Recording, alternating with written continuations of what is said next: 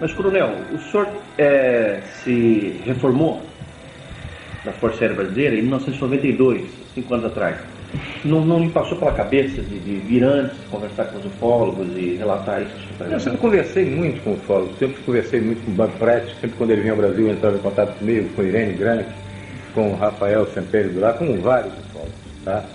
Mas nunca eu, de modo próprio, se eu quero falar na televisão ou não, nunca me pediram que escrevesse isso, que fizesse um livro, que escrevesse alguma coisa. Nunca me interessou, nunca me motivou isso. Não. Hoje, eu já penso diferente, eu acho que já deve ser dito alguma coisa. O senhor acha que esse assunto deve ser espalhado? Deve ser explicado. Ah, é o que eu te disse, vou fazer 60 anos, daqui a pouco eu estou com 60, daqui a pouco eu chego a 70, se não, morreu o coronel e acabou. Perfeito. É. E por que o senhor procurou a revista UFO para dar essas declarações? O senhor confia que a revista vá fazer um trabalho de divulgação do que o senhor está falando, sem distorção? Veja bem, eu vou falar de Jevaé. Há muitos anos atrás, em 1970, nessa época, mais ou menos 77, 78, por aí, estive conversando com o Jevaé. 87, 88. Por aí. Estive conversando com o Jevaé e não pude autorizar que se publicasse nada. Conversamos, mas não, sem autorização para publicação nenhuma. Tá certo? Isso foi obedecido. Ok? Então, anos depois, a coisa tinha mudado. Eu já estava na reserva, eu já podia falar sem complicação, tá? Sem problemas imediatos para minha força e para mim mesmo. E por saber da seriedade da revista UFO, do Jevaé e dos amigos com quem eu sei, tá, que colaboram com a revista, eu conheço alguns, me dá mais tranquilidade de falar, se não há sensacionalismo, não há a conotação de sensacionalismo e publicar uma matéria por simples motivo de venda, vender o assunto, e sim publicar para esclarecer o assunto. Perfeitamente, muito obrigado. Não há interesse monetário nisso. Coronel, como é que tudo começou? Como é que foi o estupim inicial? Primeiro, assim, como foi o seu interesse pela ufologia? Foi anterior à Operação Prato? Não, veja bem, em 1952, 53, eu tinha 12 anos, para 13 anos, e estava na janela da minha casa em Belém e apareceu um objeto muito grande, tá, uma luz muito grande sobre a cidade. Eu vi, e no dia seguinte, estava publicado no jornal que tinha parado, inclusive, em cima de uma federação de escoteiros, Federação Educacional Infanto Juvenil, em Belém, FEIJ, F-E-I-J. Tinha uma competição de natação e tinha parado em cima realmente, todo mundo viu. Aí eu disse, olha, garoto, eu vi uma coisa e no dia seguinte estava no jornal. E aquilo despertou seu interesse? Eu sempre acreditei em vida extraterrena, sempre acreditei na possibilidade de que eles tivessem a curiosidade de estar nos observando, nos investigando, uma forma, num planeta com vida, alguma coisa de uma inteligência fora e estivesse observando, mesmo que o contato não fosse franco. O senhor chegou a entrar na aeronáutica por causa desse seu interesse pela vida fora da Terra? Sempre tive uma paixão muito grande pela aviação e pela vida militar. E como aviador, da FAB, o senhor foi chefe do serviço de intendente do primeiro comando? Foi. Quais eram as suas atribuições dentro desse cargo?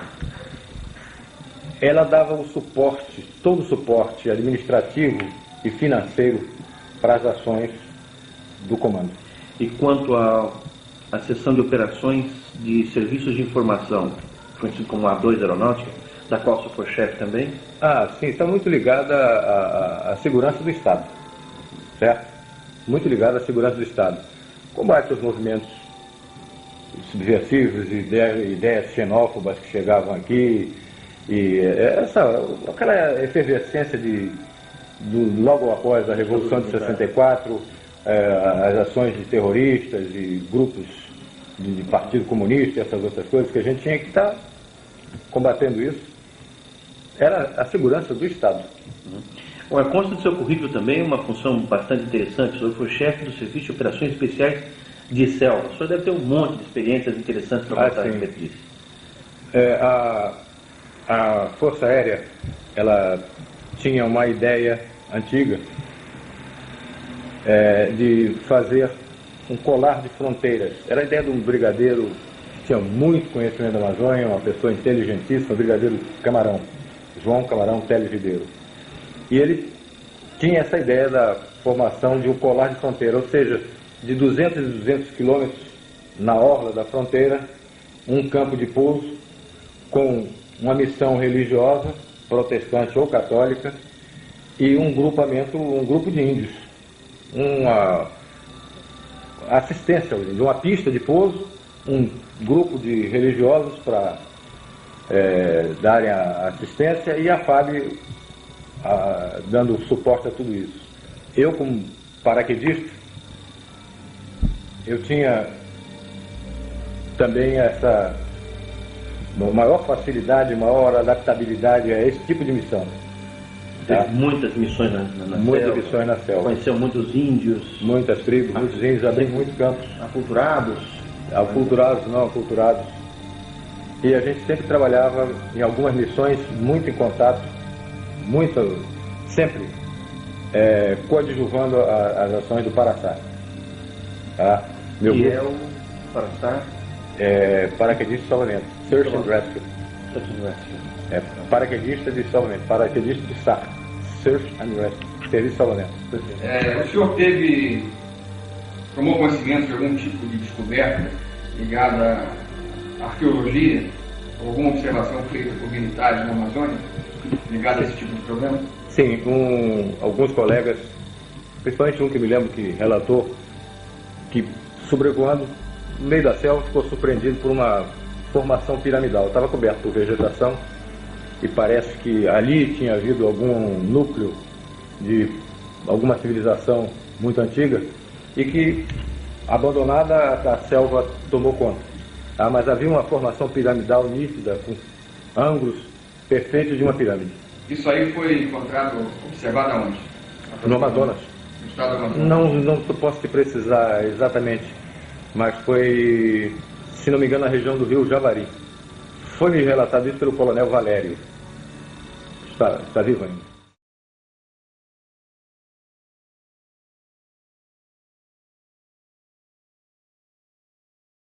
Coronel, bom, agora que a gente já sabe bastante sobre a sua atividade na Força Aérea Brasileira, eu queria agora entrar no assunto pesquisas ufológicas. A sua primeira participação na pesquisa ufológica oficial dentro da Força Aérea foi a Operação Prato ou já houve alguma coisa antes disso? Não, de minha parte não. Eu nunca... Minha atividade era exatamente segurança do Estado. Tá?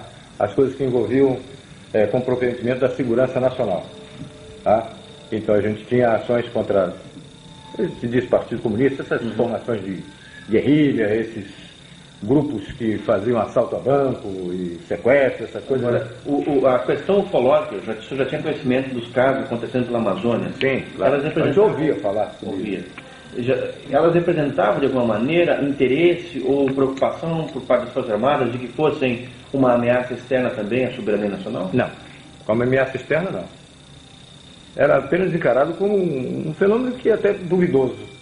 Alguns oficiais, a maioria deles, como uma coisa até duvidosa. E alguns até faziam muita gozação a respeito disso. Faziam muita brincadeira a respeito disso. Tá? A sorte dessa Operação Prato sair é que o comandante na época tinha interesse disso e acreditava nisso. Quem era o comandante? Protásio Lopes de Oliveira, brigadeiro comandante do 1º Comando. Está vivo ainda? Está, eu acho que está. Mora em Belém. E como é que surgiu a ideia da Operação Prato? Foi uma ideia sua? Foi uma ideia do comandante? Não. Foi uma coisa do governo? Eu não estava em Belém nessa época. Tá? 77? 77. Eu estava servindo em Belém, mas estava fazendo um curso em Brasília. Quando eu retornei do curso, me apresentei ao meu chefe da segunda sessão e ele me perguntou se eu acreditava em disco voador. Eu não sabia nem que estava ocorrendo essa operação. Esse chefe era o Coronel Camilo Ferraz de Barros. Ele perguntou se você acredita em disco voador? Eu acredito. Aí ele disse, então agora você está encarregado desse caso. Aí me deu a pasta com o início da operação para que eu tomasse conta do assunto e ficasse encarregado do caso. De onde veio a ideia da operação chamar-se Prato? De quem veio essa ideia? Essa ideia, eu dei esse nome porque o Brasil é o único no mundo, única nação no mundo que chama disco voador de disco voador. O francês chama de soucoupe volante. Soucoupe é pires. Soucoupe, pires voador. O português chama de prato voador. O espanhol chama de platilho volante. Tá? O inglês chama de flying saucer. É o pires. Eu sabia até como é que o russo chama também, mas não é disco voador. Não é. Tá? Então tudo é relativo a pires. Tá? Como a gente nomeia algumas operações, é uma espécie de código, e esse não podia ficar muito afastado da finalidade real da operação, não poderia chamar a operação disco voador. Também não queria chamar de pires voador. E ficou mais um primo parecido dele, o Prato. Prato. Agora, o senhor disse que o senhor recebeu uma pasta desse seu chefe, quer dizer que já havia então em andamento alguma investigação a respeito? Sim, quando eu cheguei os agentes já tinham sido enviados para investigar. Por quê? Porque essa coisa estava acontecendo muito na região de Colares. É uma ilha que pertence ao município da Vigia, é uma ilha no litoral, já no água salgada, no litoral do Pará, frente à Baía do Marajó. O prefeito de Colares, da Vigia, mandou um documento, um ofício, o comandante do primeiro comar, porque essa coisa estava incomodando muito os pescadores. É uma ilha de pescadores aquilo ali. E estava incomodando muitos pescadores. Eles não conseguiam mais exercer atividade, não conseguiam pescar. Porque eram sobrevoados, voavam em torno das embarcações. Às vezes alguns até mergulhavam do lado da embarcação. Tá? Então, passavam a noite, acendiam fogueiras e soltavam muitos fogos. Os fogos de São João. Para afugentar o inseto. Quando havia o sobrevoo, isso. Então a população apavorada, ele pediu, como era coisa do ar, ele se dirigiu ao comando do primeiro comar, pedindo providências. E o brigadeiro mandou que fosse investigar. Houve em algum momento participação de Brasília nisso? Quer dizer, houve a instrução de Brasília para que fosse averiguado? Brasília pediu cautela, caução, a confidencialidade? Não participei, na época eu era capitão. Eu recebi a ordem. Eu não participei desse entrelaçamento. Tá? Era do brigadeiro para a sessão. Nós éramos da segunda sessão dele. Então, se houve, era entre ele e Brasília. Eu não tinha que cumprir a missão que ele me determinou. Voltando então ao fato, o senhor recebeu uma pasta com informações e passou a erigir a Operação Prato. Como é que o senhor estruturou, em que divisões, em quantas pessoas, em quantas missões? Como é que o senhor, enfim, organizou a Operação Prato para conduzi-la? Bom, eu era o chefe, na época capitão, e tinha 5 agentes. Às vezes 5, às vezes 6, às vezes 4, mas eram basicamente 5 agentes, sargentos, que trabalhavam na segunda sessão.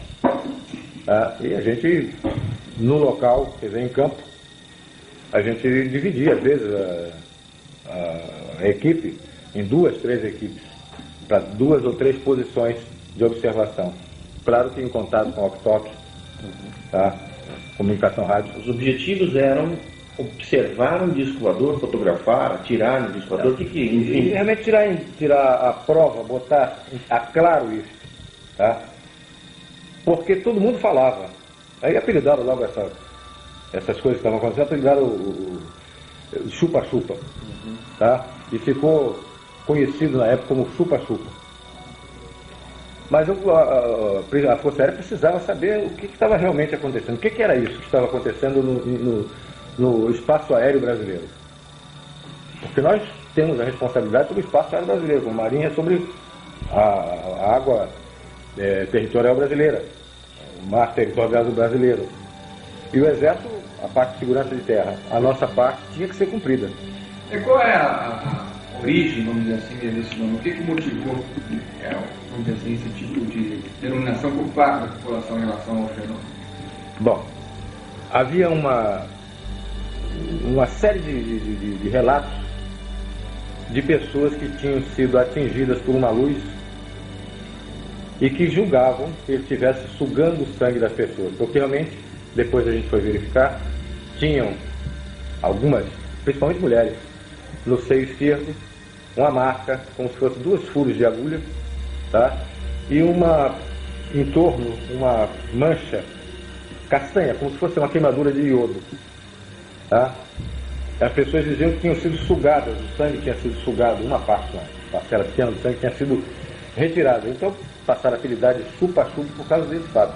Porque uma luz vinha e incidia sobre a pessoa, e normalmente nas mulheres do seio esquerdo, homens no braço, na perna. Qual era a proporção? Quantas mulheres para quantos homens em média? Mais ou menos 8 para 10, em 10, 8 mulheres. Em 10 casos, 8 mulheres. E vocês documentaram os efeitos físicos, as marcas, as pessoas, foi tudo documentado? Foi visto, foi analisado, foi visto por médicos. Tá? Tanto serviço como parte da operação? Alguns foram conosco, não me lembro o nome deles. Quando vocês começaram as suas vigílias, então, e tiveram logo de imediato, aliás, o que aconteceu, as comprovações, as filmagens, alguma coisa assim? Não, eu vou te dizer, sinceramente, eu entrei como advogado do diabo. Eu entrei para desmistificar isso, para dizer que essa coisa não existia, que era vamos dizer, uma alucinação coletiva, que alguma coisa estava sendo vista que não era realmente nada de extraterrestre. Tá? Você imaginava que fosse o quê? Não sei, aves, a plumagem de uma coruja refletida refletindo a luz da lua, alguma coisa dessa natureza. Mas tá? nunca que podia imaginar até que fosse, mas não acreditava que estivesse vendo isso. E eu fui para ver se era realmente isso. E em quanto tempo o senhor teve essa confirmação? Eu passei 2 meses respondendo não para o meu comandante. Eu, quando voltava, passava uma semana e voltava no fim de semana para conviver um pouquinho com a família. O senhor passava semanas inteiras no mato, tá? E voltava fim de semana e a minha resposta para o comandante era não. Ele perguntou: você viu alguma coisa? Não. Eu vi luzes, mas nunca vi luzes que piscavam, passavam abaixo assim, mas nunca nada. Era realmente muito estranho. Mas eu não podia dizer o que era. Não vi. Eu via luzes, mas vi luzes, não sei o que é isso. E ao menos isso durante a noite? Durante a noite. E durante o dia você tinha alguma atividade também incorporada ao projeto? Também. Operação Praça? Entrevistas, a gente ia procurar ver as pessoas, entrevistar, preparar os locais onde a gente poderia ir de noite. A gente sabia que na noite anterior apareceu em tal lugar. A gente tinha várias informações a respeito daquele lugar, então provável incidência seria naquele lugar e a gente se deslocava para lá. No lugar mais provável do acontecimento. Você tinha também acompanhamento do fato, coletando informações das testemunhas? Isso, sempre fazendo, botando o nome da pessoa, para colocar no relatório. Formulário próprio, um procedimento, uma metodologia de coleta. Isso.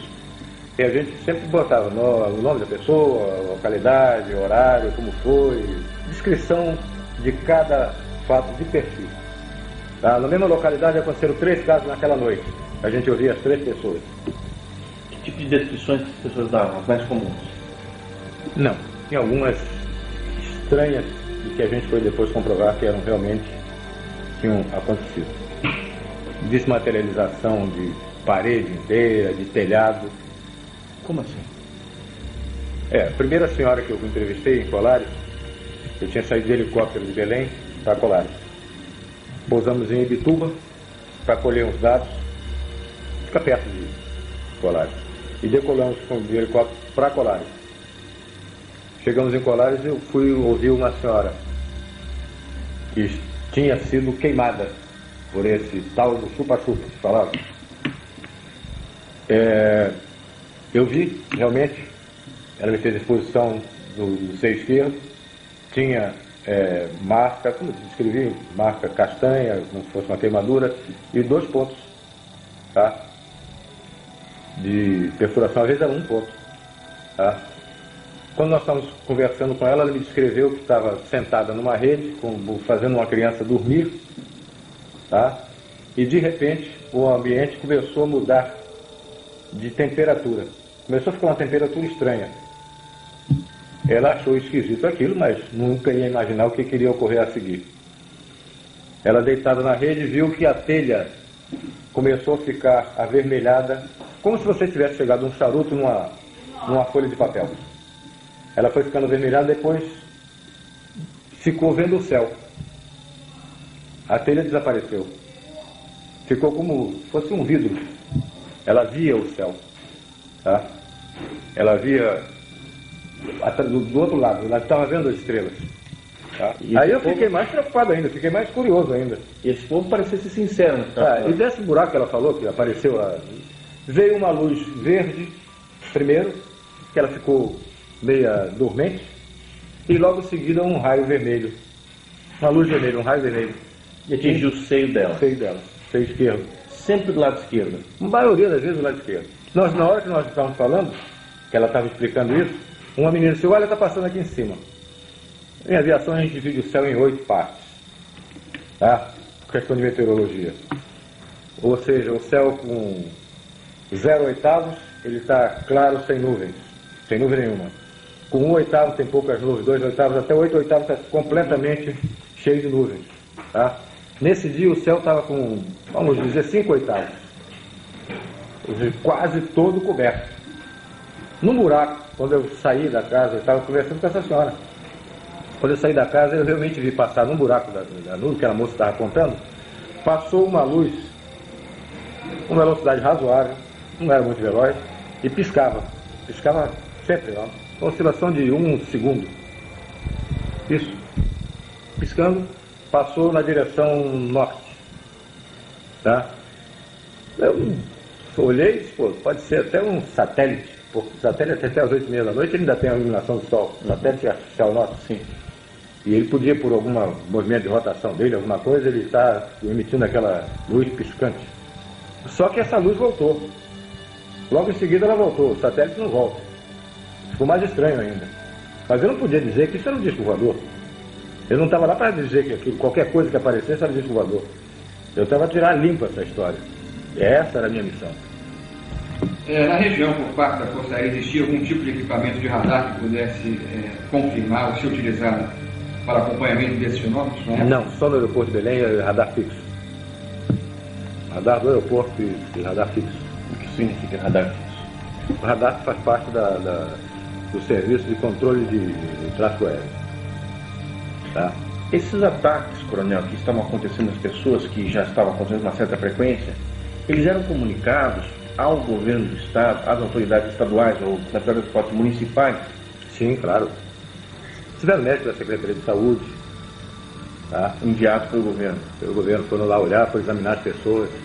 E daí, eles confirmaram os fatos? Eles ouviam o lugar queimado e examinavam, tomavam depoimento do paciente, procuravam, mas não fazer mais nada, porque não tinha, isso não acarretava nada. As pessoas se recuperavam facilmente. Elas ficavam muito apavoradas, algumas diziam que tinham ficado enjoadas, e ficavam dormentes por alguns dias. Um cidadão uma vez veio nos procurar, ele tinha, próximo da casa dele tinha aparecido uma luz dessa, mais próximo, tá? E focou na direção dele, já não era mais essa luz vermelha, uma luz com o foco de um helicóptero, mas não era helicóptero, era realmente uma nave. Ele correu dentro de casa, apontou, pegou uma arma, uma espingarda e apontou para de onde vinha essa luz.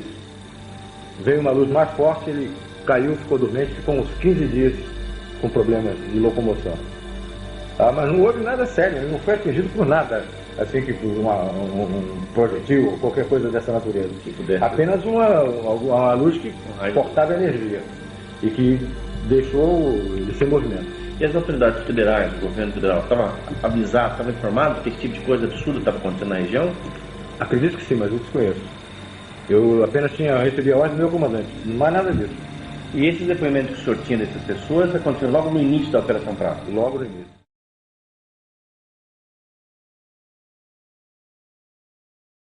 Quando foi que o senhor teve o seu primeiro grande contato? Veja bem, nós estamos em Tivemos a informação de que na Ilha do Mosqueiro, tá, num lugar chamado Baía do Sol, a Ilha do Mosqueiro é uma balneário em Belém, tá? E na Baía do Sol estavam acontecendo coisas. Baía do Sol é muito próximo de Colares. É uma outra ilha. Colares é uma ilha e a Ilha do Mosqueiro é outra. Tem o canal da Laura entre a Baía do Sol, entre a Ilha do Mosqueiro e a Ilha de Colares. É quase que se vê Colares da ilha, lá na Baía do Sol. Mas que lá estavam acontecendo coisas. Nós, como estávamos investigando tudo e qualquer indício era pesquisado, nós nos deslocamos para a Baía do Sol. Eu sempre era questionado pelos agentes que tinham mais fé do que eu de que aquilo estava acontecendo, porque quando eu cheguei eu já peguei o bonde andando. Eu te disse que eu estava em Brasília. Quando eu voltei é que me passaram essa lição, tá? Ele disse, mas capitão, o senhor não acredita não? Eu disse, não, para mim não. Para mim isso alguma coisa que eu ainda preciso saber o que é. Dizer para você que é disco voador, eu nunca vi um disco, eu vi luz. Eu não vi disco. Então para mim isso não é disco voador, não é prova que eu fique satisfeito. Eu estou vendo coisas estranhas, mas não posso lhe dizer o que é. E um deles, o suboficial Flávio, ele até brincou comigo, o senhor não quer que essa coisa dê uma volta em cima do senhor, acenda a luz, faça tudo, faça uma voltazinha em cima do senhor, um passeio, só para o senhor acreditar. Eu digo, mas seria interessante isso. Já fica difícil uma luz dessa fortuita, uma coisa que pode ser uma coruja, ela adivinhar que você está brincando desse jeito. E, por coincidência, na Baía do Sol aconteceu isso. Nós estávamos conversando e... Que dia foi, senhor tem? Mais ou menos novembro, outubro, novembro, foi logo no início da operação. 77, né? 77, Apareceu uma luz, tá? Veio de norte, no sentido norte-sul, na nossa direção, a média altura, tá? E realmente quando chegou, ela se deteve e fez um círculo em torno, depois foi embora. Aí eu levei uma gozada da turma, do sargento, chegou, e agora, cara? Eu disse, não sei, ainda não vi. Tá? A luz era de que jeito? Você, sabe essa solda de metal? Maçarico? Não, solda, essa solda elétrica. Quando era menino, os caras soldavam um brilho de bonde, fica aqui que a gente não consegue enxergar. Tá? Um brilho azul, forte. Era isso. Era um brilho dessa natureza, azul, muito azul. Mas dava para se ver, não se via forma, se via luz. Vocês fotografaram esse objeto? Fotografamos. Levamos um baile de 2 meses. Não saía nada. A gente enchia o quadro da fotografia, via, eu estava vendo a luz forte, fotografava, pô, agora vai sair. Não saía nada. Não vimos nada. Quando a gente pegava o negativo, não tinha nada ali. Várias vezes aconteceu isso? Várias. Nós levamos um samba de 2 meses. Até que aconteceu uma coincidência. Eu acho que coincidência não existe, mas aí foi um fato inusitado. Eu estava analisando e muito triste, muito chateado, porque eu não conseguia imprimir aquelas imagens na emulsão fotográfica. E na minha mesa tinha uma lanterna que eu usava em operações de selva. Estava lá, nem sei porquê, porque talvez eu tivesse revisão do equipamento de selva, fazendo manutenção dele, e a lanterna estava em cima da minha mesa. E eu estava olhando os filmes, os negativos. Vendo que não aparecia nada? Nada. Eu olhando muito triste, pô, a gente encheu o quadro e não apareceu nada. Eu observei que a lanterna, ela tinha lá, numa extremidade, ela tinha uma lanterna normal. Na outra extremidade, a outra ponta, ela tinha uma capa vermelha, que servia para sinalização em selva, tá? Uma sinalização vermelha. Como você bota um sinal no carro, né? Fica aquela luzinha vermelha. Se você tirasse aquela capa, ela tinha uma tampa, ela tinha um vidro fosco.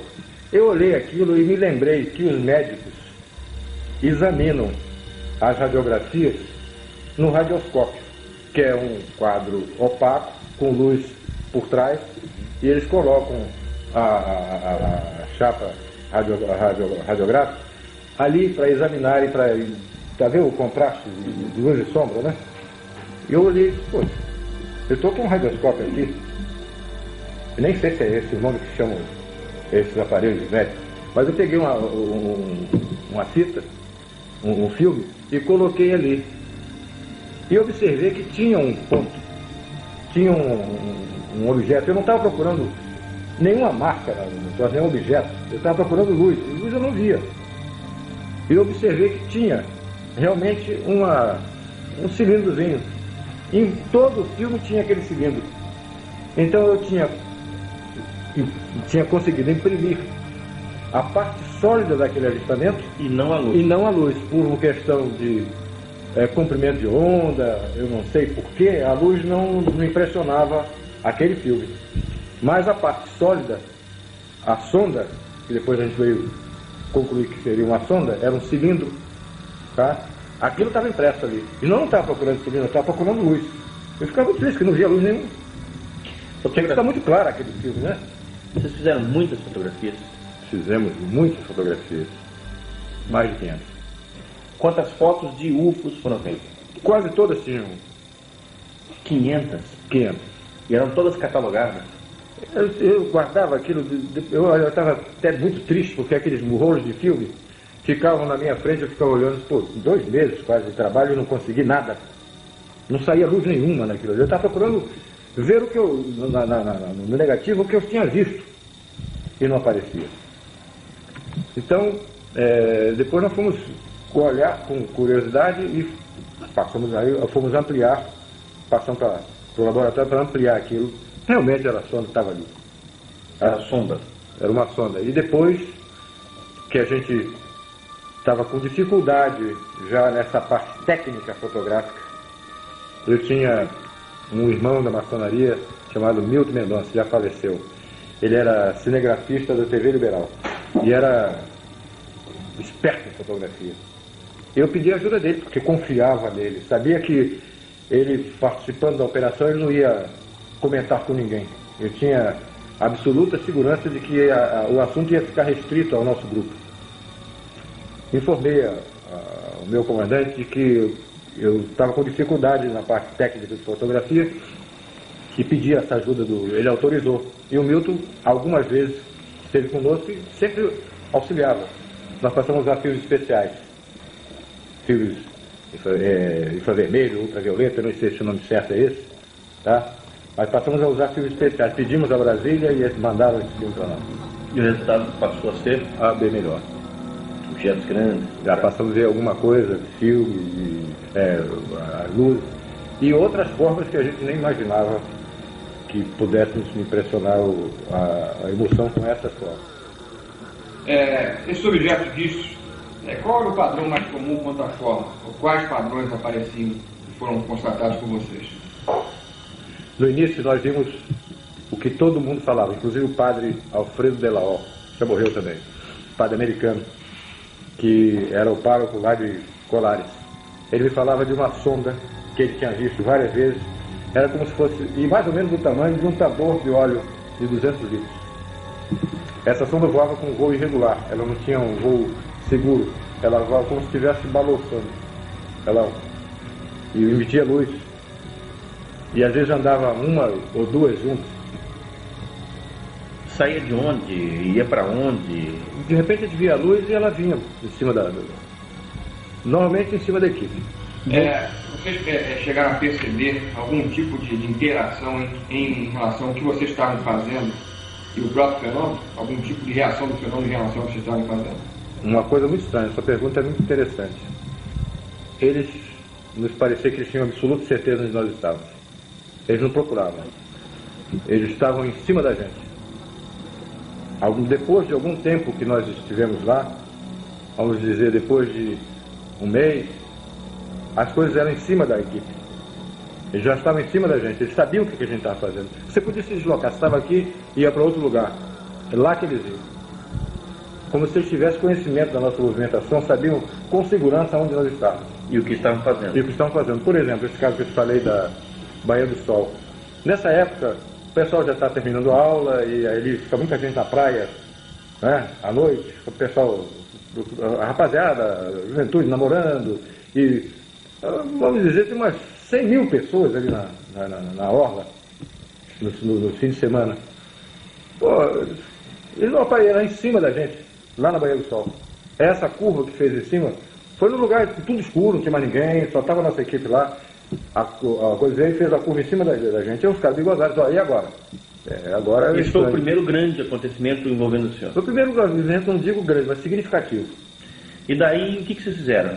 Voltaram correndo para a base, para contar? Não, nós ficamos, nós passamos a noite lá, só saímos de manhã. No dia seguinte... Eu conversei com o meu comandante e disse, olha, a primeira coisa, que toda vez que ele me perguntava, ele dizia não vi nada, vi luz.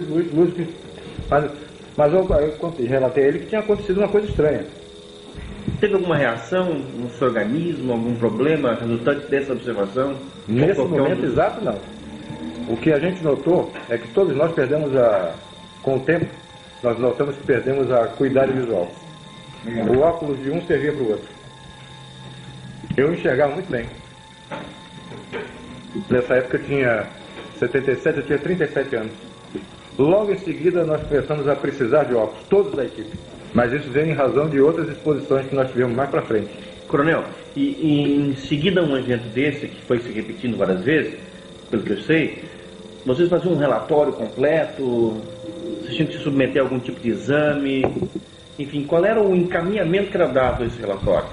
Era feito um relatório do acontecimento, um relato do acontecimento, uma hora, local, se possível coordenada geográfica, tudo certo, tá? Mapeamento da região, mas exame pessoal em nós, não. Nós sempre fomos pessoas de confiança do comando. No estado eu digo exame físico. Não. Para ver se tinha algum problema, sempre. Não. E o comandante, quando recebeu a notícia de que alguma coisa finalmente havia acontecido, que lhe havia convencido, como ele reagiu? Ficou mais satisfeito, mais alegre. Me pareceu, a reação dele foi de muito agrado. O senhor comentou esse fato com alguém fora da base, fora da Operação Prato, os seus familiares, amigos em Belém? Minha mulher sabia das coisas que eu estava fazendo. Eu conversava com ela, conversei com meu irmão, mas fora disso não. E pedia sempre reserva. Eles me perguntavam por que eu, quando telefonava para casa, não está na operação aí da... Eles sabiam, eu sou conhecido. Minha família é muito conhecida na Ilha do Mosqueiro. O teu irmão estava lá no Mosqueiro, eu vi. Ele estava lá vendo o negócio do chupa-chupa, ele me perguntou, ele falou, não, eu não estava vendo não. Eu vi. Eu estava lá em missão. Esses fatos foram se repetindo? Novas observações grandes? O que mais o senhor se lembra para nos contar? Bom, como a Baía do Sol tinha sido um local muito favorável, nós passamos a frequentar a Baía do Sol com muito mais frequência, muito mais assiduidade. Nós tínhamos amigos no Serviço Nacional de Informações, SNI. Tá? O SNI não tem nada a ver com isso. Ele nos preocupa, isso é assunto da Força Aérea. Mas os caras que estavam no SNI, que eram nossos conhecidos, tinham a curiosidade de ver. Saía muito isso no jornal.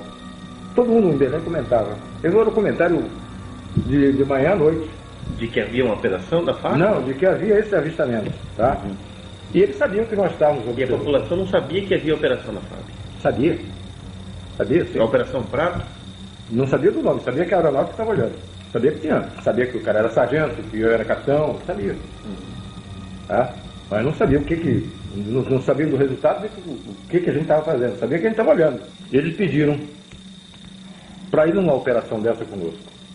Como era perto de Belém, eles podiam ver também. Eu disse, por mim não tem problema nenhum não. Mas peça ao seu chefe lá. O chefe do Serviço Nacional de Informações, na época, era da Aeronáutica também. E foi meu instrutor de voo, que era o Coronel Filemon. O Filemon autorizou que eles fossem, mas não era operação do SNI.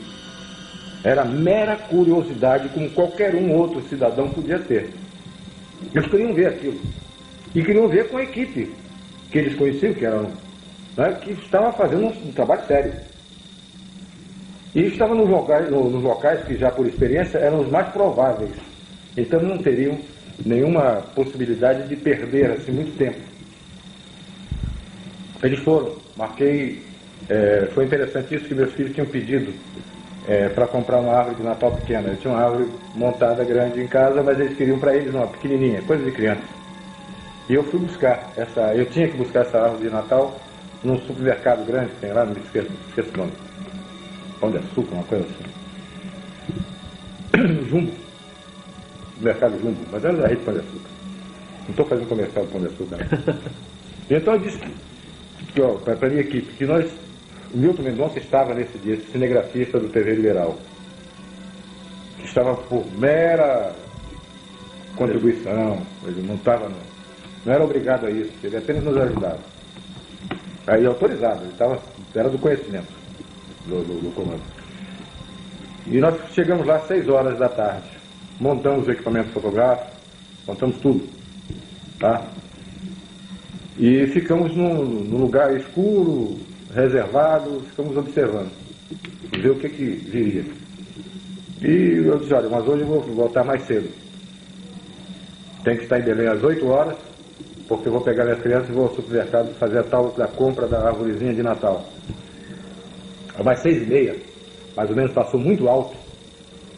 Passaram 3 pontos luminosos alinhados. Muito alto. E a grande velocidade. A velocidade, eu sou da Força Aérea, conheço avião, é maior do que a velocidade de um avião de linha. Estavam voando muito alto no sentido oeste-leste. Ou seja, da Cordilheira dos Andes para o Atlântico. Muito alto. Passaram os 3, uma velocidade muito grande. E, 7 horas da noite, mais ou menos, da região do norte para o sul. Ou seja, da Califórnia, Triângulo das Bermudas, para Brasília. Nesse sentido, mais ou menos. Passaram 2 objetos, 2 luzes, piscando, alinhadas também, uma atrás da outra. Passaram no sentido norte-sul. Esperamos mais um pouco, começamos a desmontar, e o pessoal do FMI não chegava. Esses amigos não chegavam. Eu não podia esperar. Então nós começamos a desmontar o equipamento, guardar nas caixas e colocar no carro. Quando eles chegaram e perguntaram, eu até brinquei com eles, foi que houve? Marquei 6 horas, vocês chegaram 7 e pouco. Aí disseram, tivemos um problema na saída e tal, coisas de trânsito. E eu disse, aí ele me fez uma pergunta idiota, um deles me fez uma pergunta idiota. Ele disse, olha, passou agora, se vocês estivessem aqui comigo, 6h30 passaram 3 luzes muito altas, mas vocês teriam visto. E às 7 horas, de novo. Mas agora eu estou indo embora. Aí perguntou, e que horas passa a outra? Eu digo, eu não sei, isso não é bom de pôr. Não é? Que horas passa a outra? Perguntou, fez a pergunta idiota. E que hora passa a outra? Eu digo, eu vou saber, pô. Fica aqui como eu fico a noite inteira, pô, olhando para cima. Tá? Mas quando nós estamos conversando isso, um deles disse, olha aqui, em cima. Olha para cima, nós olhamos.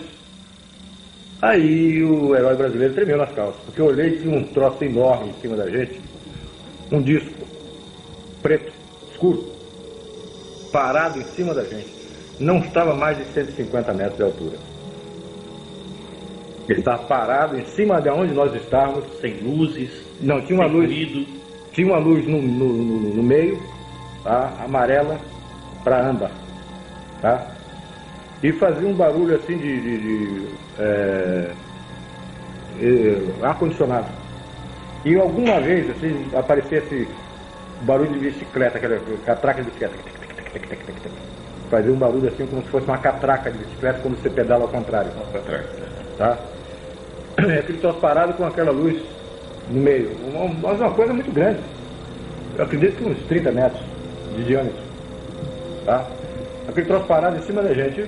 Nós ficamos olhando e logo em seguida começou a emitir uma luz amarela muito forte.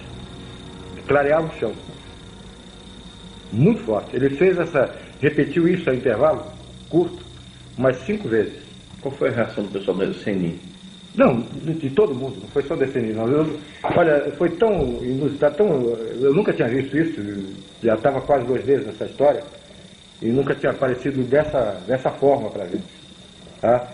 que olha, não deu ideia de abrir o carro, montar a máquina, que também não dava tempo. A máquina estava desmontada e guardada nas caixas no carro. Nós ficamos olhando, assustados. Essa coisa iluminava aquele luz amarela forte, apagava, iluminava de novo, fez isso 5 vezes. Latejando. Isso.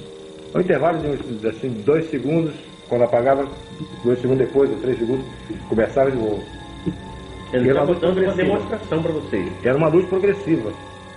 Ele não fazia clareava, como um flash. Ela ia crescendo. Depois voltava do mesmo jeito. Era sentindo que alguma coisa que tinha a ver com vocês ali. Isso, em cima da gente. Ele está parado em cima da gente. No lugar nós estávamos escuros, ninguém sabia que ele estava lá. Só nós eles, né? Agora eu sei que só nós eles. Houve alguma outra ocasião em que outras equipes de outros órgãos do governo? Não. O que eu sei é que houve um vazamento dessa operação, dessa incidência de avistamento. Eu acredito que o foco disso foi no Aeroclube. Tá? Aeroclube de Belém. E uma equipe um jornal da época, não sei se esse jornal existe, eu acho que ele foi comprado, era o jornal, parece que era o Estado do Pará. A equipe do Estado do Pará foi para o lugar onde a gente ia, eles foram mamar na teta, eles já sabiam onde é que a gente estava, eles foram por ali. Nesse dia nós não estávamos lá, nós estávamos em outro lugar. Eles foram ver essa coisa e não se deram muito bem, não. Tá? Viram alguma coisa? Viram uma coisa que eles nunca mais voltaram para ver. Eles juraram que nunca mais fariam uma missão dessa. O que aconteceu? Eles viram uma luz se aproximando, essa luz veio muito baixa, entrou para esse canal que eu falei para você, que fica entre a ilha do Mosqueiro e a ilha de Colares, o canal da Laura, chama de Boca da Laura. Ele entrou para no rumo desse canal, eles pegaram o carro e foram para lá. Essa luz se dirigiu para eles, na direção deles, focou em cima deles, eles estavam no carro, o teto do carro ficou translúcido. Transparente também, igual no caso da... Igual, como se fosse um vidro. Tá? Eles estavam vendo o céu, ele fez evoluções em cima, parou de volta, e focava em cima dos caras com uma luz muito forte. Eles fotografaram isso. Mas não foi publicado? Foi publicado, sim. Foi publicado? Foi publicado. Em uma página inteira do jornal, ou duas. Mas com uma nitidez incrível.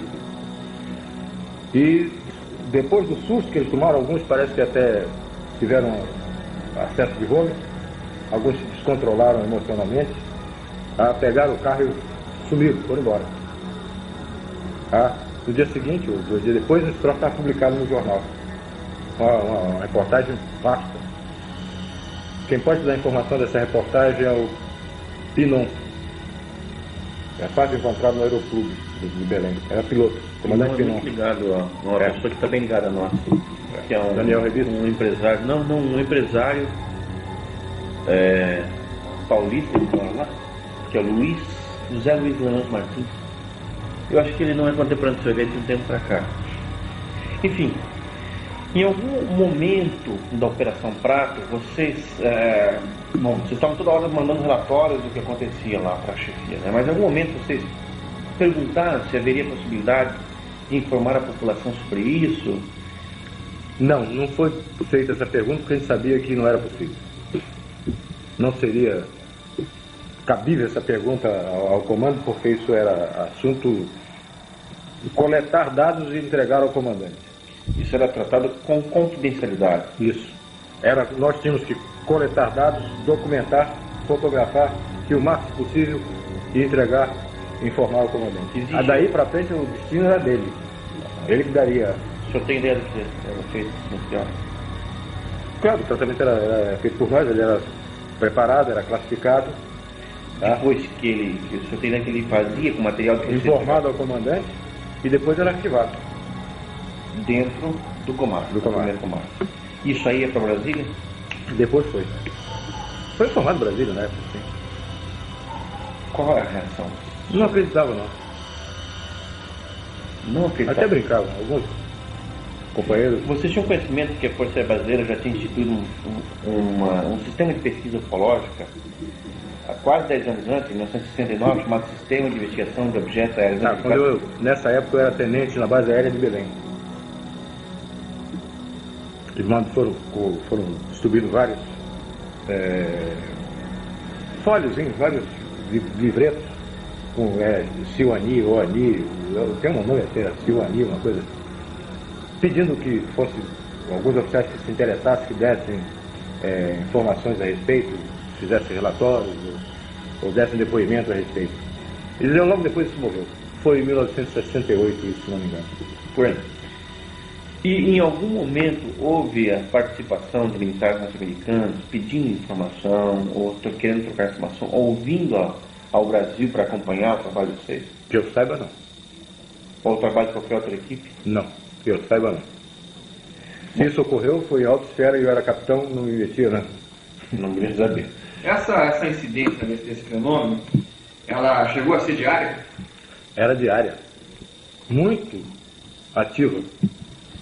Vocês detectaram vários tipos de objetos, então sondas, naves. Depois a gente chegou a verificar que tem pelo menos 9 formas.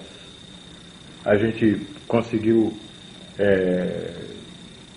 determinar, classificar como formas de naves.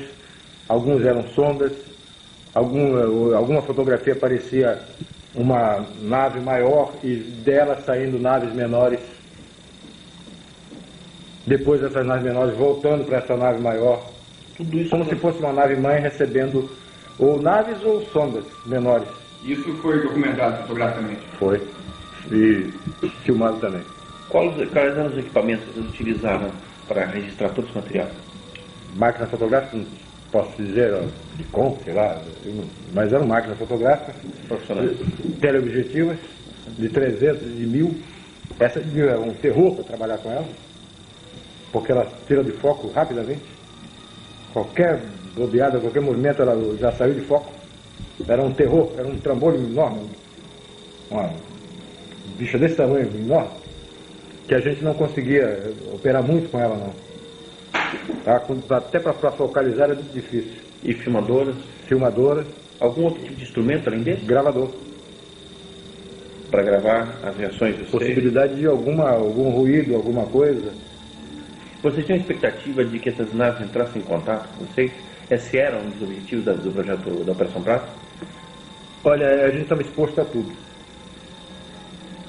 Para te falar a verdade, eu não estou fazendo mistério nem sensacionalismo disso aí, porque não me interessa nenhuma coisa dessa natureza. Podia acontecer qualquer coisa. Mas a gente estava em uma operação militar, era obrigação militar. Se ocorresse, ocorreu em serviço. Vocês estavam portando arma? Não. Nenhum momento? Nenhum momento.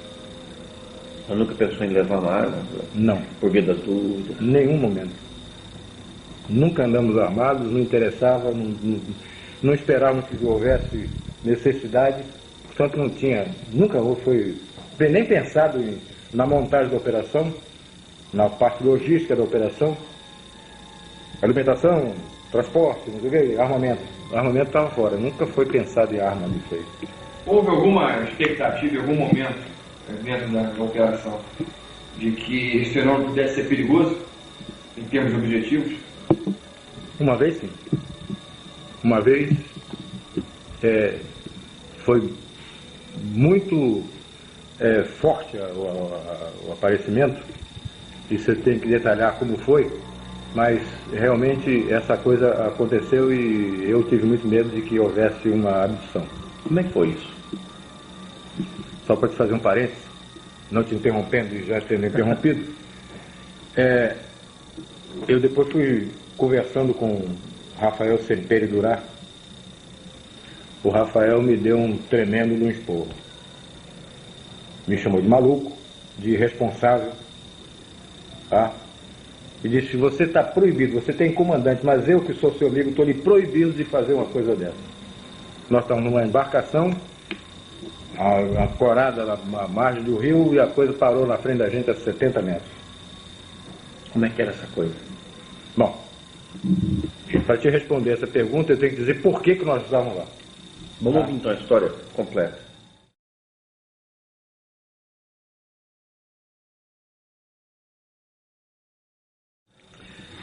Tem um amigo que era oficial, é oficial da FAB, na época capitão Vito polonês, Vito Jamielniaski, é o nome difícil, aliás. Mas fica só com o Vito que fica mais fácil. E o Vito gostava muito de pescar. Ele estava pescando esse rio gostoso de pescar, muito fácil. Pois é, ele pescando, ele soube de um caso, ele sabia que eu estava, toda a Força Aérea sabia que a gente estava nessa investigação. Ele soube de um caso de um rapaz que trabalhava como... ele apanhava barro para essa olaria. Tá? Ele tirava barro lá no rio para essa olaria. E ele soube de um caso que ocorreu com esse rapaz e sabia que eu estava investigando e foi me procurar, me contando sobre o Luiz. Essa olaria era a olaria Koiffer, de Paulo Koiffer, dono do Foto Koiffer lá em Belém. Keuffer, K-E-U-F-F-E-R. E ele me falou sobre esse Luiz. Eu mandei buscar o Luiz. Mandei um agente lá com um carro apanhar o Luiz, que eu queria conversar com ele. Ele me contou um fato incrível. Ele, quando estava colhendo barro, ele viu vestígios de que havia caça comendo restos de flores de uma árvore que estava em floração, tá? Na beira do rio. Ele acompanhou e viu onde é que essa caça comia, era a paca. Você conhece a paca? Conhece. Tinha uma paca comendo nesse lugar. Eu disse, pô, eu vou voltar para pegar essa paca, tá? Vou matar essa caça aí. Levou o barro para a olaria, esvaziou o batelão, era uma embarcação de uns 7 a 9 metros, motor de centro. Ele foi, deixou o barro lá, esvaziou a embarcação, passou na casa dele, apanhou uma espingarda e voltou para lá de dia. Preparou um giral, onde ele pudesse ficar, numa árvore baixa, armou uma rede e ficou com a lanterna e a espingarda lá para esperar que a caça chegasse para ele atirar. Escureceu, ele estava lá em cima no giral, sentado na rede dele lá, esperando ouvir algum barulho para começar a se preparar para atirar na caça. E passou por cima dele uma luz muito forte. A luz passou e logo depois voltou e parou em cima dele. Parou em cima do centro dessa nave que ele me descreveu, e não era de forma discorde, não. Era uma forma como se fosse a cabine de um Boeing, uma forma elipsoide. Do bojo do ventre dessa nave, abriu uma porta e desceu um ser, com forma humana. Desceu, eu perguntei a ele se desceu por escada de corda ou de metal, alguma coisa assim. Ele disse, não, ele desceu sim, tinha um foco de luz. Ele desceu, né, com os braços abertos assim, em forma de delta. Ele desceu. Quando ele se aproximou, quando ele viu que ele ia descendo, ele pulou fora. Ele pulou dali onde ele estava e se escondeu próximo. E ficou observando, botou um galho, um ramo de árvore no rosto, e ficou vendo o que estava acontecendo. Esse ser chegou, tinha uma luz vermelha na mão. Ele não era uma lanterna que ele segurasse, era uma coisa que talvez estivesse por aqui, assim, na palma. Ele, uma luz vermelha na mão, ele desceu, examinou a rede dele, examinou o lugar onde ele estava, e ele estava com um ramo de folha na frente, né, olhando, escondido lá, morrendo mesmo. Esse ser depois não procurou, não ficou vasculhando, procurando onde ele estava. Ele foi direto onde ele estava. Ele focou direto onde ele estava. Era uma luz vermelha. Quando ele viu que tinha sido localizado, ele correu por dentro da vegetação. O rio ali sofre muita influência, sofre total influência da maré. Ele baixa e sobe de acordo com a maré. Vira uma lama preta. Isso. Ele saiu por ali, para aquela margem,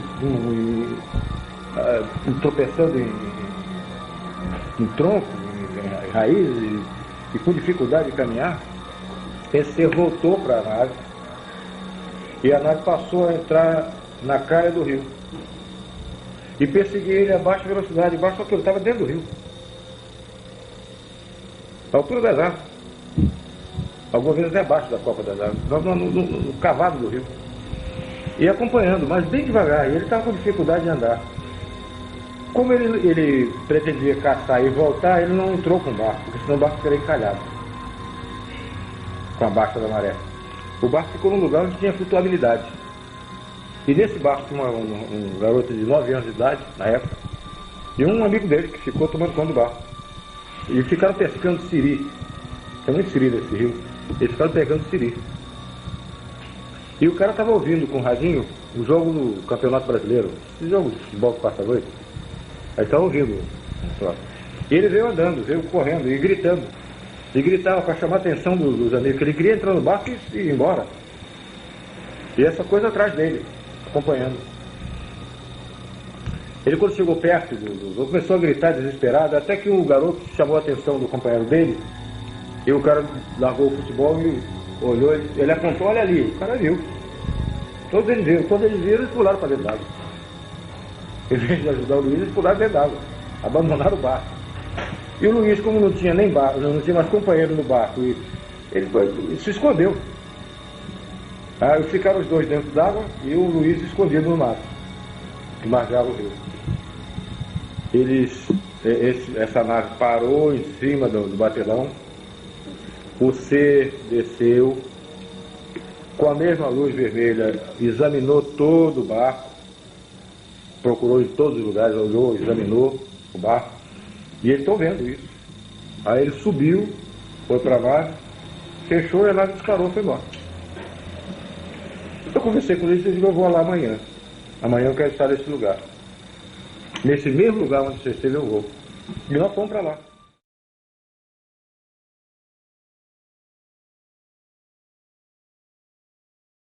Conversamos com o Paulo Costa, que é o dono da olaria, ele autorizou e nós fomos para lá. Quando nós chegamos, eram umas 7 horas da noite, mais ou menos, estava chovendo. Uma chuva, não era temporal, era uma chuva. Agora, os agentes foram para dentro de uma casa, que era a casa do zelador, lá do caseiro, lá dessa olaria, do vigia. Foram lá tomar café, uma bolachinha, uns troços lá qualquer. E eu não ia me preocupar com café, com coisa, eu era o chefe da equipe. Eu não podia estar me preocupando com café nem bate-papo. Eu estava lá olhando, fiquei olhando para ver se viu alguma coisa, se alguma coisa acontecia. Realmente, quando eu estava do lado de fora, veio não vi uma forma, era uma coisa escura. Não deu para detectar a forma, se era biscoito, se era oito, não dá. Estava chovendo. Mas você via a luz. Uma luz verde, forte, e uma luz vermelha. E esse troço fazia um barulho. Um barulho de ar condicionado, mas bem mais forte, parecia que fosse uma turbina. Aquele barulho de turbina. Não era barulho de jato, era um barulho de uma coisa girando, uma coisa. Isso dá para entender? Não é diferente. Não é barulho de jato. Era uma coisa como liquidificador, vamos supor. Era mais forte do que ar condicionado.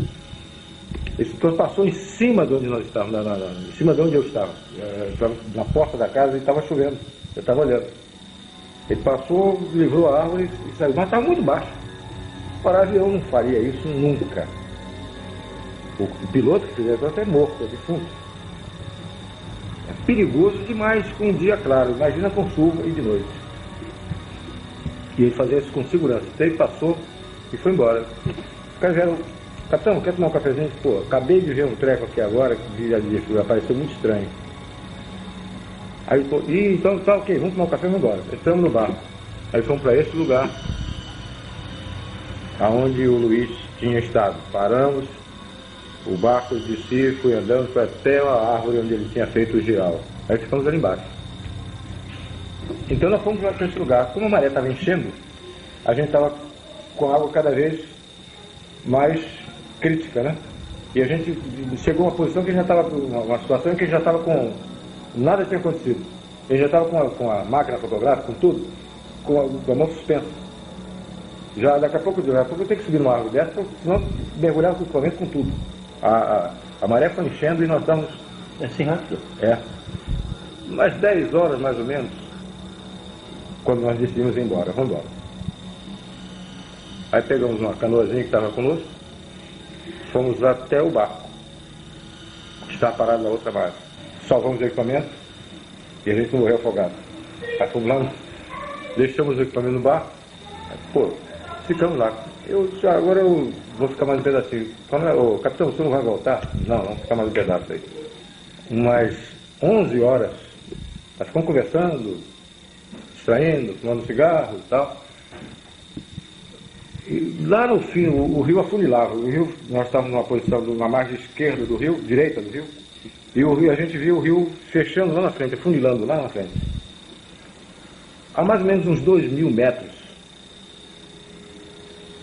passou, vinha da esquerda, do norte para sul, cruzando o rio, uma luz muito forte, amarela, âmbar, como um sol, mas muito baixo, em cima das árvores, e cruzou o rio na mesma posição, mais ou menos, onde fica a casa do vigia, onde eu tinha visto a primeira coisa. Passou da região de vigia. Do vigia da olaria. Do vigia da olaria. Tá? Dessa olaria do Coifa. Aí passou muito baixo. Iluminava o rio. Aí foi filmado isso. E no filme aparece ele tremeluzindo. Uma coisa assim. Uma luz que eu não sabia. Como se fosse uma chama esquisita. É. E aparece o rastro dela, a luz dela no rio. Foi filmado isso. E foi bem filmado. Quando você tinha um documento desse gênero, uma filmagem espetacular como essa, isso não ia para Brasília? Ainda não. Ainda era retido lá no comando aéreo? Ficou depois é que a Brasília solicitou isso. Eu não acredito que o Brasília acreditava muito nessa história, não. Tá? O Brasília achava que era o quê? Não sei. Meia dúzia de tanta coisa se fala. Biruta no meio do mato, pesquisando. Eles não queriam se expor, né? Talvez isso é um negócio, a gente vai dar crédito a uma coisa dessa e tal, mas tinha colegas deles lá. Isso que os caras estão fazendo? Será que é verdade isso? Bom, isso foi 11 horas. A gente registrava a hora, a altura, direção, essas coisas todas que tinha que se preencher o relatório. Esse agora mesmo é que eu não saio daqui. Agora nós vamos ficar. Mas não tínhamos levado comida, não tínhamos levado café, não tínhamos levado nada. Água, nada. Aí o Luiz se propôs a ir à casa dele, no casebre na beira do rio, para fazer um café, trazer alguma coisa, pão, bolacha, sei lá o que fosse, para que a gente pudesse ficar mais à noite, beber água e tomar um cafezinho, um negócio. Aí ele saiu com um barquinho e tinha no meio do rio uma ilhota. Não tem mais do que 15 ou 20 metros de largura, não, mas é muito comprida. Parecia um submarino no meio do rio. Tá? Tem vegetação. Ele saiu com o barco e desapareceu nessa ilha.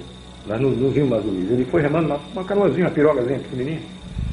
Ele saiu com um garotinho, um menino de lá, que foi com ele, foram remando, desapareceu do rio.